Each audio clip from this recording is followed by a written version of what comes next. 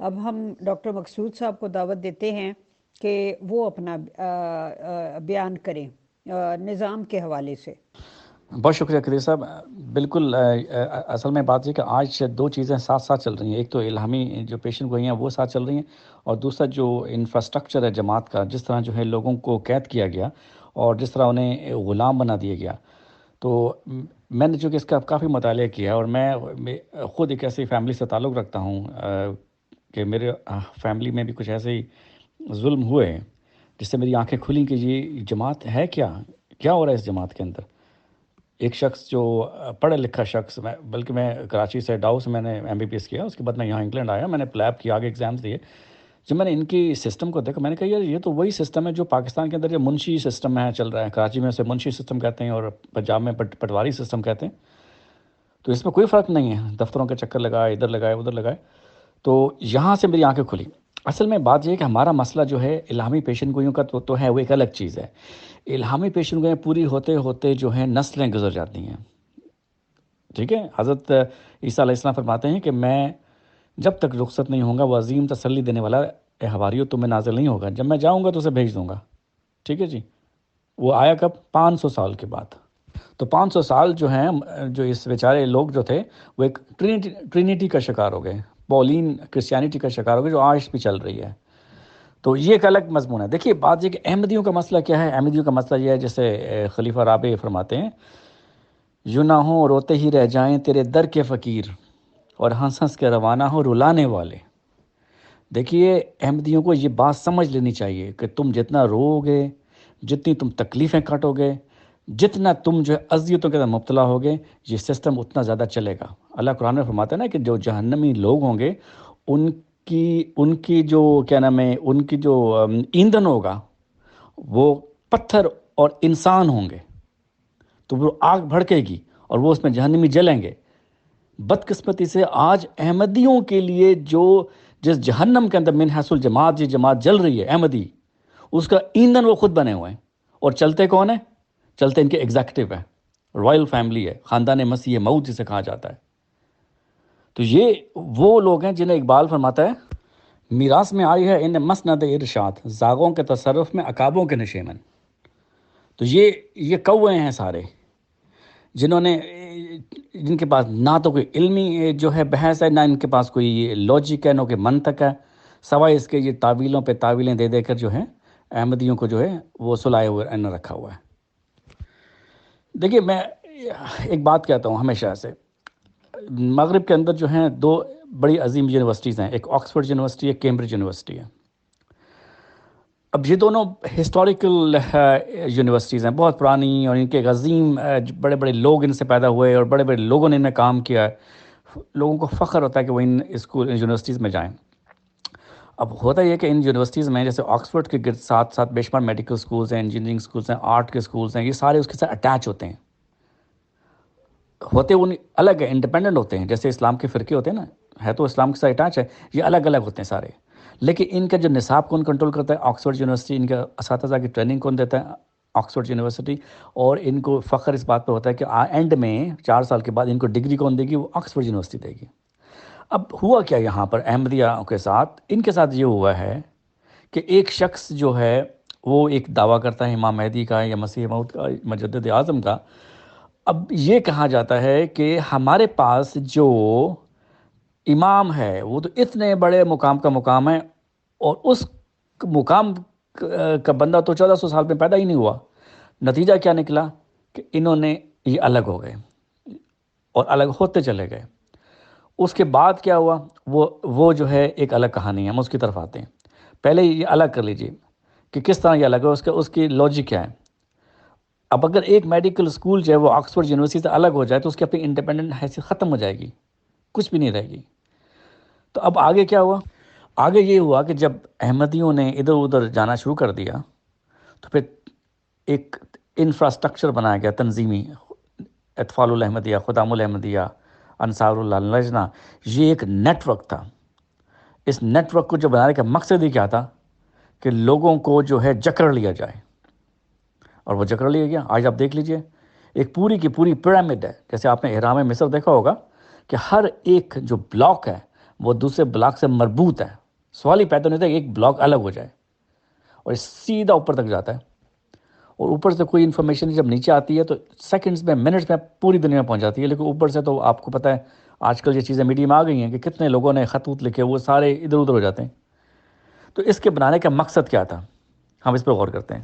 دیکھیے ہمیشہ یاد رکھیے, دنیا میں جب بھی کوئی نظام بنائے جاتے ہیں تو اس نظام کے بنانے کے مقاصد جو ہے پہلے سیٹ کیے جاتے ہیں. ایسا نہیں ہوتا کہ نظام بن گئے اور مقاصد کا پتہ نہیں ہے. ایک بہترین نظام جس کا میں خود بھی حصہ ہوں وہ ہے نیشنل ہیلتھ سروس, انگلینڈ کا NHS اسے کہتے ہیں. دوسری جنگ عظیم کے بعد یہ بنایا گیا. کیوں بنایا گیا؟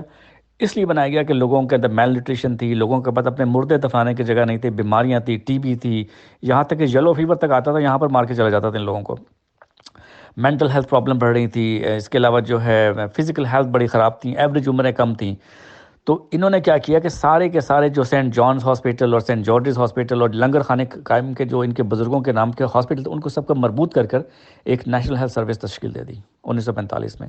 اور اس کے مقاصد کیا تھا کہ ہم لوگوں کو ان کی پیدائش سے لے کر موت تک مفت ٹریٹمنٹ دیں گے, خواہ وہ اس کی انکم 1000 پاؤنڈ ہو یا لاکھ پاؤنڈ ہو, ہم اس کو مفت ٹریٹمنٹ دیں گے ہاسپٹل کے اندر تمام. اور مقصد کیا تھا کہ لوگوں کی ہیلتھ امپروو ہو, مینٹل ہیلتھ امپروو ہو. نتائج کیا نکلے کہ 1980 کے اندر 80s میں ان کے یہاں پر اتنی بیماریاں تھیں کہ جگہ جگہ جگہ جگہ ڈسٹرکٹ ہاسپٹل کو کھولنے پڑتے تھے کہ ہارٹ اٹیک ہو تو فوراً ڈسٹرکٹ ہاسپٹل میں جائے, ایسما اٹیک ہو تو ڈسٹرکٹ ہاسپٹل میں جائے. آج وہ سارے ڈسٹرکٹ ہاسپٹل میں کوئی آدھے درجن ہاسپٹل میں کام کر چکا ہوں, ڈسٹرکٹ ہاسپٹل بند ہو چکے ہیں. کیوں؟ لوگوں کی ہیلتھ اتنی اچھی ہو گئی ہے, عمریں یہاں پر بعض بورہ میں 86 سال تک پہنچی ہوئی ہیں. تو یہ اس کے نتائج ہیں. اب نظام جماعت کی تشکیل کیوں کی گئی اور اس سے کیا نتائج نکالے گئے, ہم آپ اس کی طرف آتے ہیں. دیکھیے اس کی دو چیزیں سکھائی گئی. نظام جماعت کا مقصد ہوتا ہے نمبر 1 ٹوٹل سبمیشن ٹو خلافت نمبر 1, اور خلیفہ خدا بناتا ہے. اور نمبر 2 نظام جماعت جو ہے اس کے سامنے چون چرا نہیں کرنا, جو آپ کو کہا جائے گا وہ آپ کو ماننا ہے. نظام جماعت جو ہے وہ نظام خلافت کو پروٹیکٹ کرتا ہے, اور نظام خلافت جو ہے نظام جماعت کو پروٹیکٹ کرتا ہے. یہ تو دونوں چیزیں ٹو اینڈ فرو چلتی ہیں. ایسا نہیں ہے کہ دونوں الگ الگ کام کریں, یہ دونوں کے اندر جو ہے ایک ریلیشن شپ ہے. اور ہر احمدی کو ایک ہی سبق سکھایا گیا, وہ یہ ہے کہ تمہاری نجات جو ہے خلافت کے اندر وابستہ ہے, بس اس کے ساتھ چپکے رہو, کوئی سوال نہیں کرنا, اس کے اوپر کوئی سوال جو ہے وہ ایکسیپٹیبل نہیں ہے. یہ وہی ٹرینٹی جو ہے کا کانسیپٹ دیا گیا جو پال نے حضرت عیسیٰ کے بعد دیا تھا. پولین کرسچینٹی جسے کہتے ہیں, جس میں جو ہے یسوع مسیح کو جو ہے ریڈیم کر دیا گیا, جو اس کی قربانیاں جو ہیں پوری ہو گئی اور اس کو اوپر رکھ دیا گیا. اور اس کے بعد جو ہے تابعیت جو ہے قائم کر دی گئی اور اطاعت جو ہے مکمل کرو. بالکل یہی میں نے اسی کی کاپی کی گئی, بلکہ اس کے ریفرنسز بھی ملتے ہیں خلیفہ ثانی صاحب نے کہ دیے ہوئے ہیں کہ جس طرح عیسائی لوگ اپنے جو ہے خلافت کو 2000 سال سے زیادہ چلا سکتے ہیں تو ہم کیوں نہیں چلا سکتے, ہم بھی ایک مسیح کو مانتے ہیں وغیرہ وغیرہ. نتیجہ کیا نکلا اس نظام کی ساری تربیت کا؟ نتیجہ یہ نکلا جو آج آپ کے سامنے ہے. احمدی جو حضرات جو ہیں ذہنی طور پر مفلوج ہو چکے ہیں. وہ اطاعت 100 سال کے اطاعت کا نتیجہ یہ نکلا کہ ان کی جو سوچنے سمجھنے کی صلاحیتیں بالکل موقوف ہو گئی ہیں. ان کی حالت آج ایسی ہے جیسے صدائے ہوئے جانوروں کی ہوتی ہے. BBC نے ایک فلم بنائی the last dancing bear of India, کہ انڈیا کا آخری ناچتا ہوا ریچھ. انہوں نے کہا کہ جو انڈیا میں ریچھوں پہ یا بندروں پہ جو ظلم ہوتے ہیں ان کو جو ہے نچایا جاتا ہے سڑکوں کے اوپر, تو اس کو ختم کیا جائے. تو آخری جو ریچھ تھا اس کے اوپر انہوں نے فلم بنائی تھی کہ اس ریلیشن شپ کو اس فلم میں اجاگر کیا گیا تھا جو ریچھ اور اس کے آقا کے بیچ میں تھی. آقا کو انہوں نے پیسے دے دیے کہ یہ تمہارے پیسے ہیں, تم نے اس ریچھ کو جو ہے دوبارہ نہیں تم نے اس کے لیے تماشے کرنے. وہ جو ریچھ تھا وہ آقا کو ایک جنگل کی دہائی پہ لایا جاتا ہے, کنارے لایا جاتا ہے تاکہ ریچھ کو جنگل میں پھینکا جائے اور آقا کو دوسری طرف پھینکا جائے. تو وہ جو ریچھ تھا وہ آقا کے گلے لگ کے روتا تھا, اس کے آنکھوں میں آنسو تھے, اور جو آقا تھا اس کو اس سے کوئی غرض نہیں تھی, اس کو پیسے مل گئے تھے.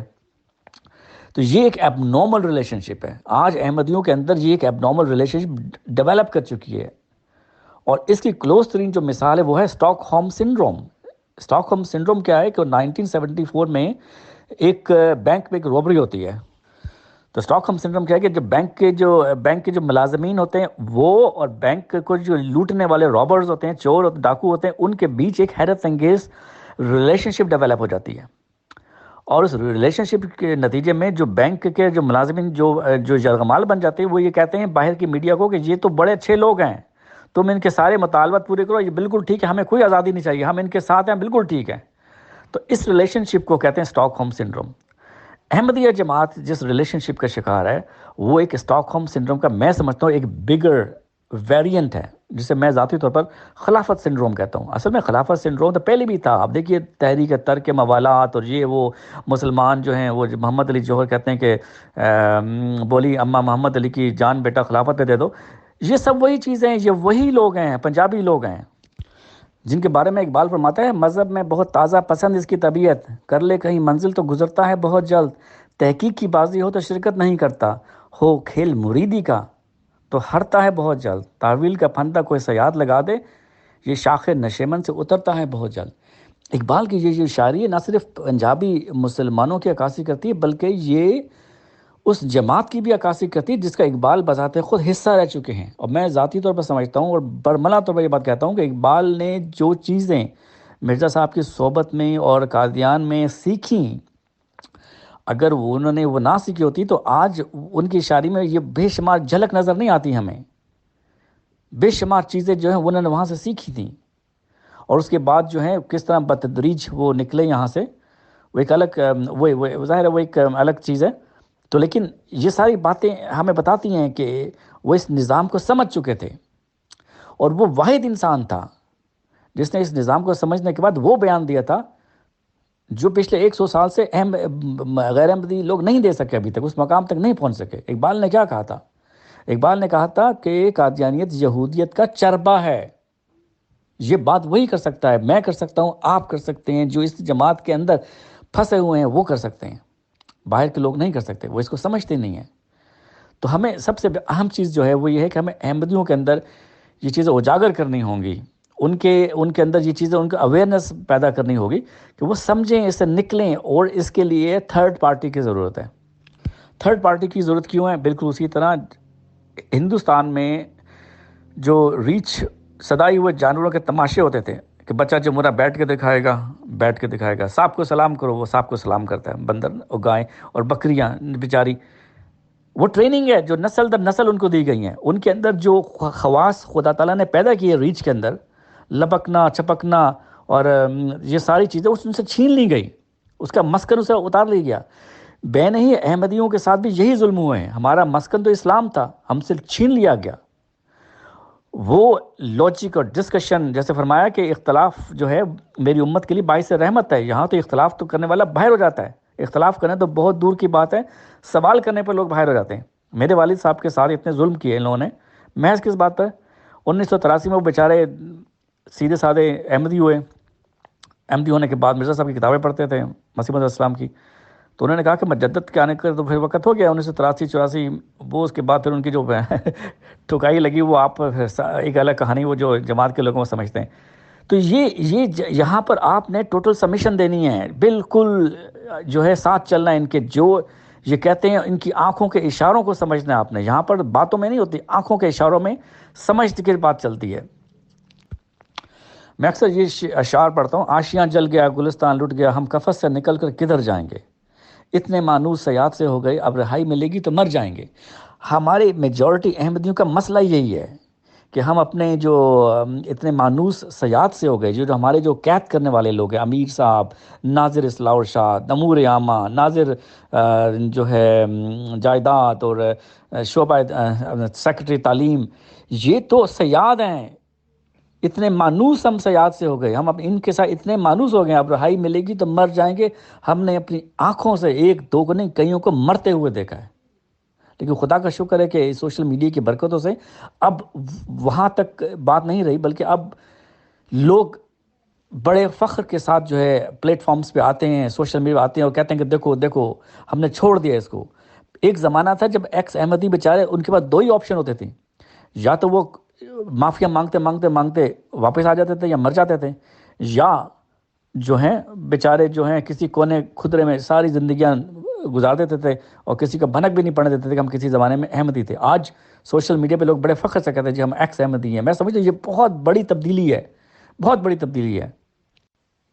ڈاکٹر صاحب یہاں میں ایک سوال کرنا چاہتی ہوں کہ اس کی کیا وجہ ہے کہ جماعت کے جو پڑھے لکھے لوگ ہیں اور اچھے معزز عہدوں پر ہیں اور باہر کی دنیا میں رہے ہیں اور ایسے بھی ہیں جنہوں نے تعلیم ہی باہر حاصل کی ہے، لیکن اس کے باوجود وہ اس نظام کی یہ ساری یہ جو جیسے آپ کہہ رہے ہیں کہ سدھائے ہوئے ریچھ والا حساب ہے، تو وہ یہ سب کچھ قبول کرنے پہ کیوں آمادہ ہوتے ہیں؟ اور وہ نسلیں جو باہر ہی پیدا ہوئی ہیں وہیں پلی بڑھی ہیں، وہ کس وجہ سے یہ اطاعت کا جوا اپنے کندھوں پہ رکھنے کو یا اپنی گردن میں ڈالنے کو تیار ہوتی ہیں؟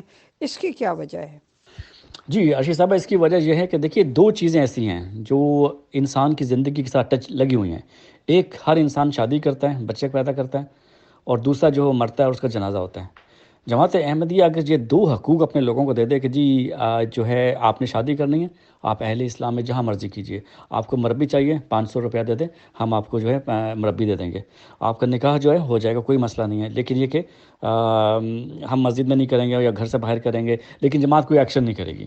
دوسرا یہ حقوق دے دے کہ ٹھیک ہے آپ کا مردہ مر گیا، مردہ فرد مر گیا، فوت ہو گیا، تو وہ جنازہ جو ہے آپ جماعت سے پڑھانا چاہتے ہیں، جی جماعت ضرور پڑے گی. آپ جماعت کے قبرستان میں دینا چاہتے ہیں، جی ہمیں آپ نے چندہ نہیں دیا، چندہ دے دیں، ہم اس کو قبرستان میں جگہ دیتے ہیں، یا قبرستان میں جو بھی ہے.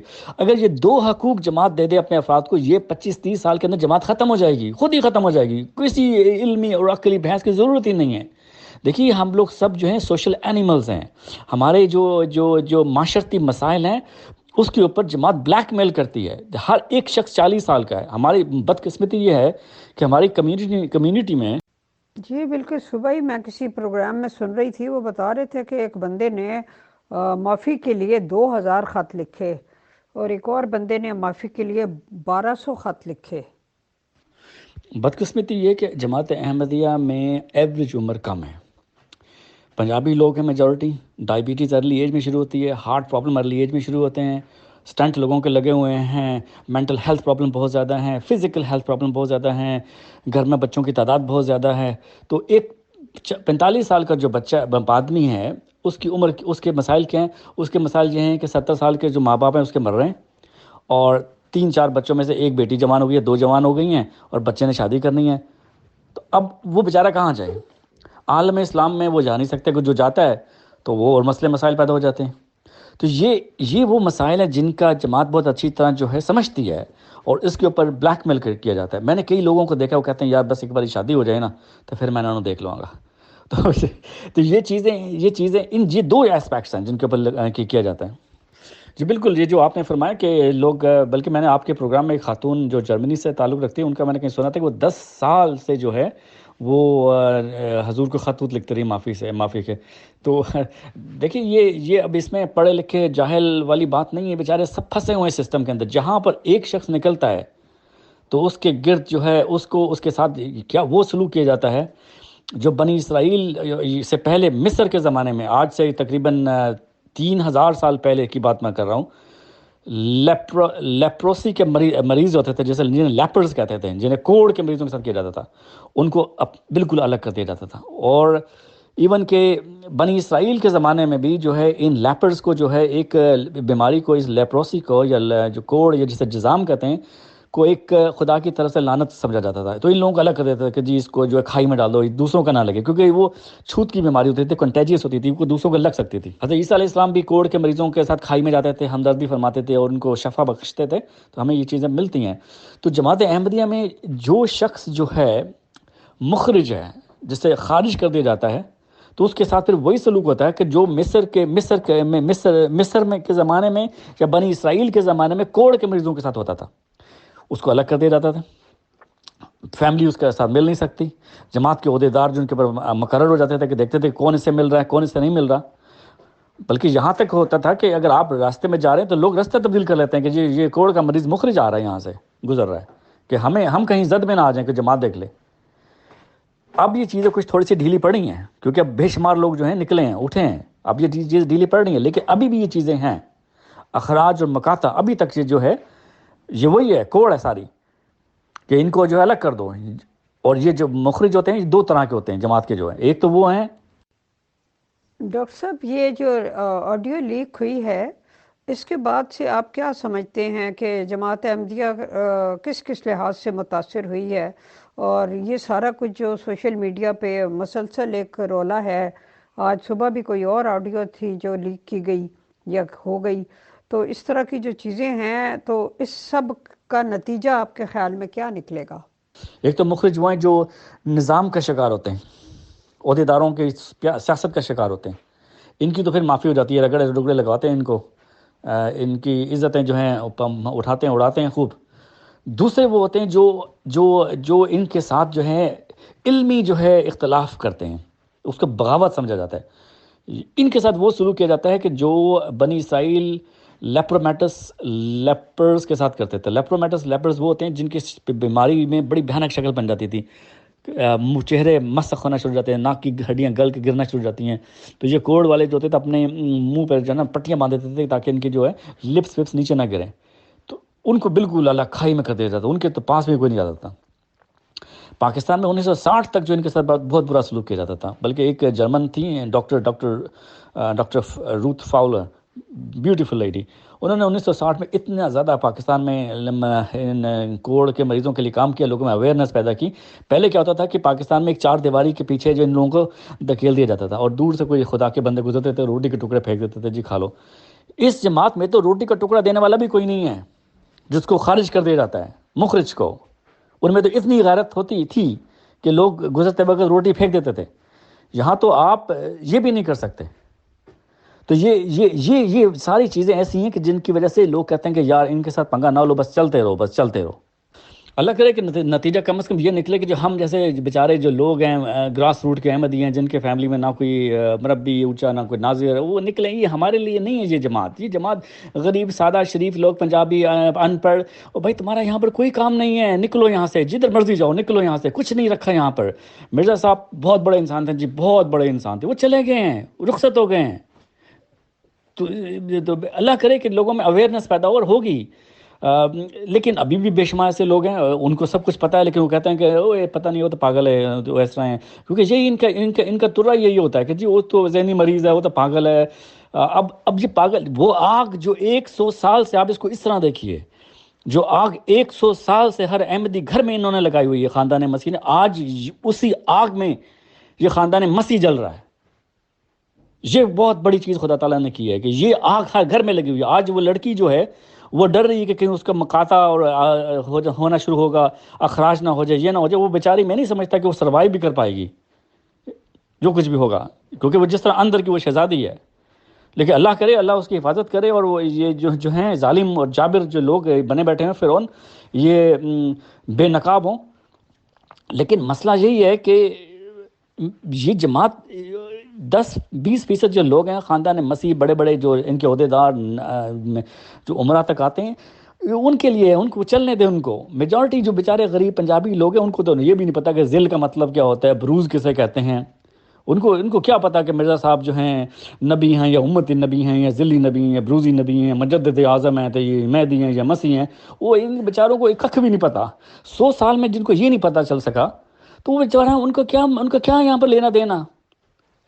خلیفہ صاحب کے پاس سوائے خاموشی کیا اور کچھ نہیں ہے، کیونکہ جہاں پر انہوں نے کوئی بات کر دی تو اس سے پھر کیا ہوگا کہ اس بات سے پھر 200 باتیں، سوشل میڈیا کے زمانے میں بے شمار باتیں پھر آگے نکلیں گی۔ تو انہوں نے جو ٹیکٹک استعمال کی ہے کہ خاموشی اختیار کر لو بس، باقی تو یہ قبروں میں دبے پڑے مردہ لوگ ہیں، ان کے اوپر جو ہے کیا آپ ان سے کیا توقع کر سکتے ہیں، کون اٹھ سکتا ہے ان کے سامنے۔ ہر ایک کے گھر میں جو ہے مسائل پڑے ہوئے ہیں، کسی کی بیٹی جوان ہے تو کسی کی بیچاری کی ماں بوڑھی ہے تو اس نے مرنا ہے، تو کسی کے جو ہے سب نے اپنے اپنے کام کروانے ہیں۔ تو یہ سوشل اسپیکٹس کے اوپر جماعت چل رہی ہے۔ جب تک یہ سوشل اسپیکٹس کے اوپر جو ہیں قابو کر سکتے ہیں، یہ لوگ قابو رہیں گے۔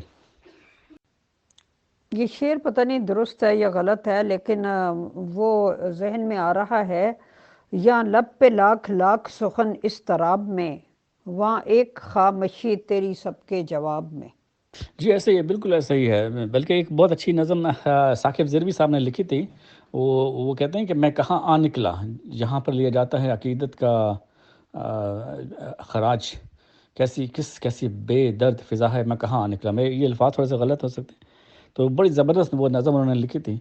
اصل میں لوگوں کو پتہ چل چکا ہے یہ لوگ کیا ہیں، لیکن لوگ ہل نہیں سکتے. باپ ہلے گا تو بچے پکڑتے ہیں، بچے ہلے گا تو باپ پکڑتے ہیں. عورتیں ان کے پر جاسوسی کر رہی ہیں. اور یہ تنظیمیں بنانے کا مقصد یہی تھا کہ ایک کو دوسرے کے اوپر اسپائے جاسوس لگا دو. بیٹا اگر بغاوت کرتا ہے تو باپ کہتا ہے کہ میں تو تیری شکل بھی نہیں دیکھوں گا. اور باپ اگر کرتا ہے بیٹا کہتا ہے کہ تو جو ہے آج سے میرا باپ ہی نہیں ہے. تو یہ چیزیں ہم کہاں کیا ہو رہا ہے؟ یہ سب چیزیں لوگ کیوں نہیں سوچتے یہ کیا ہو رہا ہے؟ یہ مذہب ہے، یہ اسلام ہے، یہ کیا ہے؟ چلے جب تک تو لوگوں کو یہ باتیں پتہ نہیں تھیں، سوشل میڈیا کا دور نہیں تھا اور لوگ سمجھ رہے تھے کہ ہم خلافت اللہ منہاج نبوہ پر قائم ہیں اور یہ ہمارے لیے بہت بڑی بلیسنگ ہے، لیکن اب جب کہ ان کو پتہ بھی چل چکا ہے کہ اس طرح سے ہر کوئی ایک دوسرے پر جاسوسی کے لیے مقرر ہے، تو پھر لوگوں کو جان بوجھ کے سارا کچھ پتہ چل گیا پھر بھی نہیں نکلتے اس میں سے. اس کی کیا وجہ ہے؟ جی بالکل، یہ خاموشی انشاءاللہ جو ہے اللہ کرے یہ ٹوٹے خاموشی، اس کا ذکر کریں، لیکن ان کے پاس کچھ نہیں ایسا ذکر کرنے کے لیے. تو اور کوئی سوال ہو تو کیجیے گا. جی میں نے اوپر ایک سوال کیا تھا جس میں نے یہ آپ سے پوچھا تھا کہ جو پڑھے لکھے لوگ ہیں اور جنہوں نے ویسٹ میں تعلیم پائی اور وہ ساری اویئرنیس ان کو حاصل ہے، اور بعض ایسے نوجوان ہیں جو ویسٹ میں ہی پیدا ہوئے، وہیں پلے بڑے، وہیں تعلیم پائی، ان سب کو کیا چیز ہے جس نے ایسا جکڑ رکھا ہے؟ وہ تو میرا مطلب ہے انسانی حقوق کا سہارا لے کے بھی کہ جو انسانی حقوق کا چارٹر ہے اس میں اس طرح کسی کو بھی پابند کر کے رکھنا مناسب نہیں ہے، تو یہ اپنی خوشی سے بیٹھے ہیں نا. میرے خیال سے لوگوں کو ایک آلٹرنیٹیو پلیٹ فارم چاہیے. مجھے کئی لوگوں کے فون آتے ہیں کہ یار آپ کی جماعت میں کتنے لوگ ہیں، شادی ہو جائے گی، رشتے ہو جائیں گے. ٹھیک ہے، یہ غلط بات نہیں ہے، لیکن لوگوں کے مسائل بھی تو حل کرنے نا. وہ کیسے لوگ اپنے مسائل کو کیسے حل کریں؟ مین مسئلہ یہ ہے کہ دیکھیں، اگر کسی کی ڈیتھ ہو جاتی ہے تو اس کا جنازہ کون پڑھائے گا؟ جنازے کا سسٹم ہے یا نہیں ہے؟ شادی ہے یا نہیں ہے؟ رشتے ہو سکتے نہیں سکتے؟ تو یہ چیزیں ہیں. دیکھیے، جو مذہب ہے خلیفہ ثانی پیدا کر کے چلے گئے نا، اس کو اتارتے جو ہے نسلیں گزر جاتی ہیں. ایسا کبھی نہیں ہو سکتا کہ ایک شخص اٹھے اور کہے کہ ابا جی میں جماعت چھੱਡ دیجیے، میں ہوں سنی مسلمان ہو گیا، یا میں جماعت مان لے. یہ اوور نائٹ چیز ہے ہی نہیں ہے. یہ نشہ ہے، ایک ایسا ہیروئن کا نشہ. ہمیں یاد ہے کہ بچپن میں کچھ لوگ شرارتی لڑکے کیا کرتے تھے کہ جو ہیروئنشی کو پکڑ کے مسجد کے اندر بند کر دیتے تھے اور دروازے بند کر، وہ اندر چیختے چلاتے تھے. نشہ جب ٹوٹتا تھا تو بیچارے کئی لوگوں کو جب نشہ نہیں ملتا مر جاتے ہیں. اور یہاں انگلینڈ میں ہم کیا کرتے ہیں کہ جو نشہ کے عادی ہوتے ہیں کسی دوائی کے، ان کو نشہ توڑنے کے لیے پہلے چھوٹی پوٹینسی کے نشے دیتے ہیں. چھوٹے پوٹینسی، اس کو منتھس کا سال لگ جاتے ہیں بعض اوقات جو ہٹانے میں. تو یہ بھی ایک ایسا ہی نشہ ہے، اس کو ٹوٹتے بڑا ٹائم لگنا ہے. میرے خیال سے جو پڑھے لکھا طبقہ ہے، جو اعلیٰ طبقہ ہے، وہ اگر بیٹھا ہوا ہے تو اس کی ایک یہی وجہ ہے کہ ایک تو نمبر ایک آلٹرنیٹیو پلیٹ فارم نہیں ہے کوئی. جو غیر احمدی مسلمانوں کی جو حالت ہے وہ بھی کوئی اتنی اچھی نہیں ہے کہ ان کے جو عقائد اور اخلاقیات اور جو بھی ہیں وہ بھی کوئی اتنا اچھا نہیں ہے. جماعت احمدی میں ایوریج لوگ ٹھیک ہے سدائے ہوئے جانور اطاعت پہ لگے ہوئے ہیں، لیکن کمپیریٹیولی جو ہیں وہ جو ہیں دہشت گرد نہیں ہیں، اس طرح کی چیزوں میں انوالو نہیں ہیں. تو یہ بھی ایک وجہ ہے. اور دوسری سب سے بڑی وجہ جو میں سمجھتا ہوں وہ یہ ہے کہ جو مسائل ہیں، آپ کسی بھی لیول پہ چلے جائیے، پڑھے لکھے لیول پہ چلے جائیے، کسی بھی لیول پہ چلے جائیے، آپ کے مسائل جو ہیں، جو سوشل اسپیکٹس ہیں، وہ آپ نے حل کرنا ہے. وہ کیسے آپ حل کریں گے؟ وہ بڑا خطرناک ہے، جس طرح سے لوگ موو نہیں کرنا چاہتے. اور تیسری وجہ یہ ہے کہ تو آپ کے خیال میں اس سارے کچھ کا حل کیا ہے؟ کیا اگر یہ جو ایک مرکزی آکٹوپس سسٹم ہے جس نے سارے اس کو لوگوں کو جکڑ رکھا ہے، اس کی بجائے اگر اس سسٹم کو اگر لوگ پسند نہیں کرتے اور اب اس سسٹم کی کمزوریاں بھی کافی عیاں ہو چکی ہیں، تو اس سسٹم کو ختم کر کے دوبارہ جس طرح 14 لوگوں کی انجمن کا تھا کہ جی وہ لک آفٹر کرے، تو اس کی طرف لوٹا جا سکتا ہے؟ ہمیں یہ بات نہیں بھولنا چاہیے کہ ہم لوگ ایک کلٹ کے اندر ہیں. یہ کلٹ ہے، یہ کوئی مذہب نہیں ہے، یہ ایک اسٹرانگ کلٹ ہے. اور کلٹ کے اندر جو کوالٹیز ہوتی ہیں اس میں یہی ہوتا ہے کہ ایک کیرسمیٹک لیڈر ہوتا ہے جو کہ بالکل جو ہے ان اپوز اور ٹوٹل کنٹرول اور اس کی سبمیشن ٹوٹل. اب جب بچہ بیچارہ واقف زندگی ابھی ماں کے پیٹ میں ہوتا ہے تو اس کے چندے شروع ہو جائیں، چندہ ننا مجاہد سے وہ شروع کرے، تو آپ کس طرح اس کو جو ہے ایک دن میں وہ کہیں گے کہ جی یہ سب کچھ غلط ہے. جمبا صاحب نے جس طرح جو ہے بات علمی جو پوائنٹس ریز کی ہیں، وہ ایک ایسا ٹپنگ پوائنٹ بے شمار لوگوں کے لیے بن سکتا ہے کہ کم از کم ان کی آنکھیں کھلیں. میں کچھ باتوں کا ذکر کروں گا یہاں پہ. ڈاکٹر صاحب ایک سوال یہ بھی ہے کہ یہ جو ویکیوم پیدا ہوا ہے، کیا جماعت احمدیہ اصلاح پسند اس ویکیوم کو بھر سکتی ہے؟ جی 14 افراد کے انجمن کی طرف لوٹا جا سکتا ہے، یہ تو ایک الگ بحث ہے، لیکن بات یہ ہے کہ یہاں پر ایک خاندان جو ہے وہ اپنا تسلط برقرار رکھنا چاہتا ہے، اور اس کی وجہ یہ ہے کہ حضرت مرزا صاحب علیہ السلام نے بڑی ان کے لیے دعائیں کی تھی جی، بڑی دعائیں کی تھی. بس وہ دعائیں چونکہ وہ کر گئے تھے، تو اب جو ہے یہ 1000 سال تک جو ہے نا احمدیوں کا خون نہ چھوڑیں گے. تو یہ جب کانسیپٹ اس طرح کے ڈیولپ ہو جائیں تو اسے توڑنا بڑا مشکل ہے. جہاں تک جمع صاحب کا تعلق ہے، تو انہوں نے جو باتیں پبلک کی ہیں، دیکھیے انہوں نے کہا کہ جی دیکھو یہ جو تمہاری خلافت ہے نا، یہ کوئی منہاج نبوت کی خلافت نہیں ہے، ثابت کر دیا. ٹھیک ہے. دوسری چیز، تمہارا نظام جماعت جو ہے سارا فراڈ ہے. ٹھیک ہے. تمہارا مسلم مؤ جو ہے وہ جھوٹا اور دھوکے باز ہے. ٹھیک ہے. تمہارے جو ہیں کیا نام ہے سسٹم سارا غلامی پر منحصر ہے. اب اس کے بعد اگر یہ ساری باتیں لاجیکلی انہوں نے ثابت کر دی، تو کم از کم لوگوں کو فیصلہ تو کرنا چاہیے کہ اگر جنبا صاحب نہیں پسند ان کو، تو کم از کم یہاں سے تو نکلیں، یہاں کے پھنسے ہوئے ہیں. یہ میرا جو ہے نا وہ کیا نام ہے، میری جو سوچ ہے، میری ذاتی سوچ یہ ہے کہ پھر جب ایک چیزیں ثابت نکل آئیں ہو جائیں ساری کی ساری، تو پھر یہ کہنا کہ جی فلانا جو سادات کا ٹولہ جو ہے یہ چونکہ سید عربی کی نسل سے ہے، تو بس جی ہم نے اس سادات کے ٹولہ جو کہ ڈاکو بھی ہے، چور بھی ہے، زانی بھی ہے، اسی کے ساتھ بیٹھا رہنا ہے. اس میں کوئی منطق نہیں ہے. جی بالکل، یہ بات بہت زیادہ سوچنے والی ہے، اور اس کی سمجھ بھی نہیں آتی کہ باوجود اس کے کہ جو جنبا صاحب نے کہا، انہوں نے اس کو دلائل سے بھی ثابت کر دیا، اور وقت اور حالات حاضرہ نے بھی اس کو کھول کر بیان کر دیا، لیکن اس کے باوجود لوگوں کو جس طرح جنبا صاحب کی آواز پر کان دھرنا چاہیے تھا، انہوں نے نہیں دھرا بالکل بھی. تو آپ کے خیال میں جب اس حد تک لوگ بے حس ہو چکے ہوں، تو پھر کیا نتائج ہوتے ہیں، قدرت کی طرف سے کیا نتائج ہوتے ہیں؟ وہ کیا شعر ہے علامہ اقبال کا کہ فطرت افراد سے اخماس تو کر لیتی ہے، کبھی کرتی نہیں ملت کے گناہوں کو معاف. یعنی بحیثیت ملت جب آپ گناہ کرتے چلے جاتے ہیں تو پھر فطرت اس کو معاف نہیں کرتی. افراد کے گناہوں سے تو وہ پردہ پوشی، چشم پوشی کر لیتی ہے، لیکن بحیثیت قوم جب لوگ کسی اس میں مبتلا ہو جائیں تو پھر معاملہ بالکل الٹ ہو جاتا ہے. اس کے نتائج یہ نکلتے ہیں کہ حضرت مرزا صاحب علیہ السلام نے اسلامی اصول کی فلسفی میں فرمایا تھا کہ جب انسان کی ایک حالت کا اثر اس کی دوسری حالت پر ہوتا ہے. وہ 3 حالتیں بیان فرماتے ہیں: ذہنی حالت، جسمانی حالت اور روحانی حالت. آپ فرماتے ہیں کہ اگر انسان کے ایک حالت کو خراب کیا جائے تو اس کا اثر آٹومیٹکلی دوسری حالت پہ ہو جاتا ہے. مثال کے طور پر اگر کوئی شخص جو ہے بناوٹی طور پر رونا شروع کرتے اور روتا چلا جائے تو وہ ڈپریس ہو جاتا ہے، اس کا اثر ذہنی حالت پر جاتا ہے، اور اسی طرح اس کا اثر روحانی حالت پر جاتا ہے. تو جماعت احمدیہ کا جو نتائج نکلیں گے وہ آج ہمارے سامنے ہیں. لوگ من حیث الجماعت بیمار ہو جائیں گے، نفسیاتی بیماریاں آ جائیں گی. جہاں پر بھی آپ لوگوں کی روحانی حالت کو بگاڑیں گے اور بگاڑتے چلے جائیں گے، تو اس کے اثرات جو ہیں وہ جسمانی صحت کے اوپر اور روحانی صحت کے اوپر مرتب ہوتے ہیں. یہ بات میڈیکل سائنس نے بھی ثابت کر دی ہے، لیکن میڈیکل سائنس روحانی اسٹیٹ کو نہیں مانتی.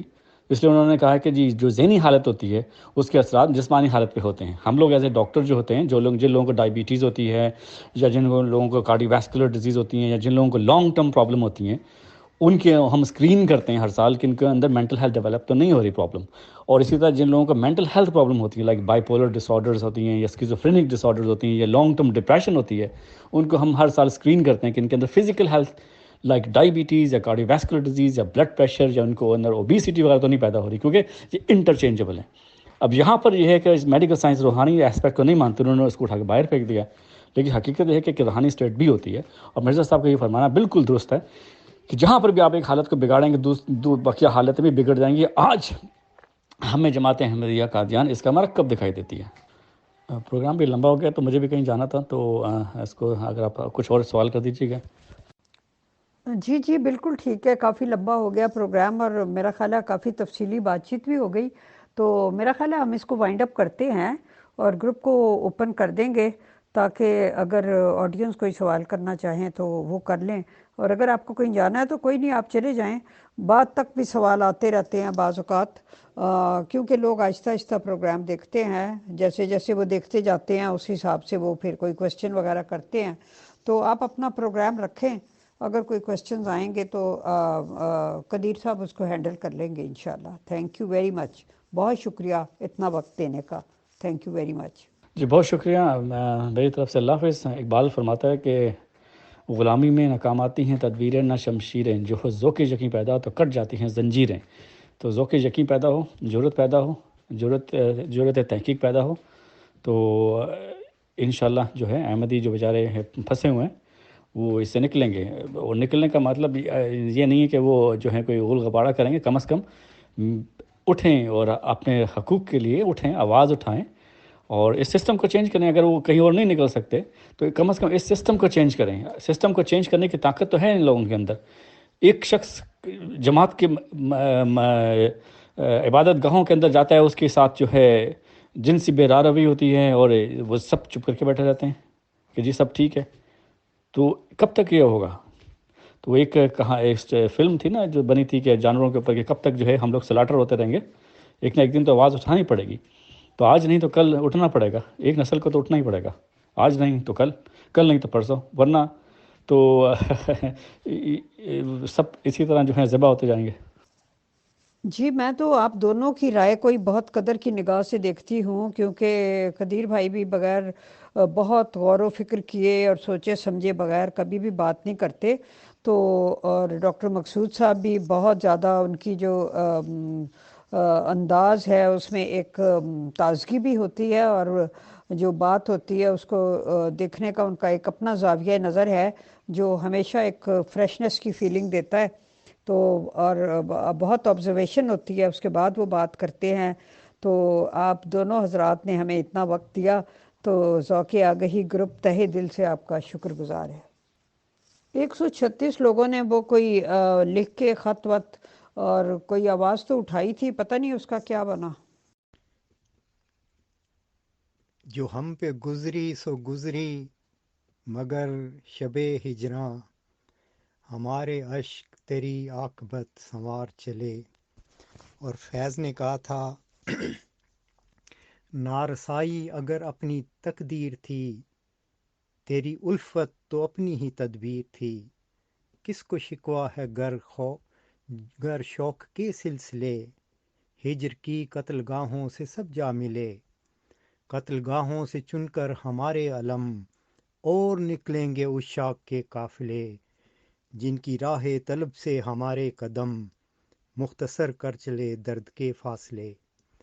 آج ہم جن باتوں کو بیان کر رہے ہیں انشاءاللہ آئندہ لوگوں کے لیے یہ بہت رہنمائی اور جرت کا باعث بنیں گے. چلیں میں بھی آخر میں کچھ اشعار سنا دیتی ہوں. ہر طرف ہے شور محشر الاما، کچھ کیجئے. سارے پیروکار ہیں اب نیم جاں، کچھ کیجئے. قبل اس کے پھر اٹھے آہو فغاں، کچھ کیجئے. پھر کسی کے سر پہ ٹوٹے آسماں، کچھ کیجئے. سانحے کچھ ہو چکے ہیں اور کچھ ہونے کو ہیں، اے امیر شہر ان کے درمیاں، کچھ کیجئے. اپنی آنکھوں سے اتاریں بے حسی کی اینکیں، سسکیوں کا ہے یہاں پھیلا دھواں، کچھ کیجئے. یا تو دامن دھوئیے یا پھر بدل لیجئے لباس، جا بجا ہیں خون کے دھبوں کے نشاں، کچھ کیجئے.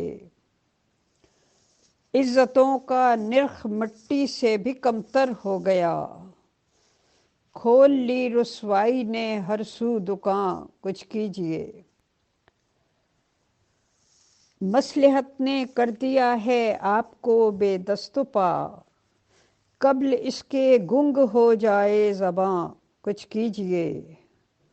سوچئے تو کیوں یہاں آتی نہیں فصل بہار، جا نہیں چکتی ہے کیوں فصل خزاں، کچھ کیجئے. بلبلوں کے گیت تو جانے کہاں رخصت ہوئے، ہے چمن میں شور آواز سگاں، کچھ کیجئے.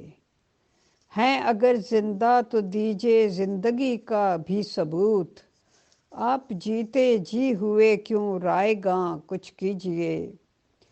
یہ صدا نکار خانے میں ہے طوطی کی صدا، ہو نہ جائے یہ بھی صوتے رائے گاں کچھ کیجئے، عرش کانپ اٹھتا ہے عرشی آہ سے مظلوم کی، عرش کانپ اٹھتا ہے عرشی آہ سے مظلوم کی، آپ بن جائیں نہ عبرت کا نشاں کچھ کیجئے، کچھ کیجئے۔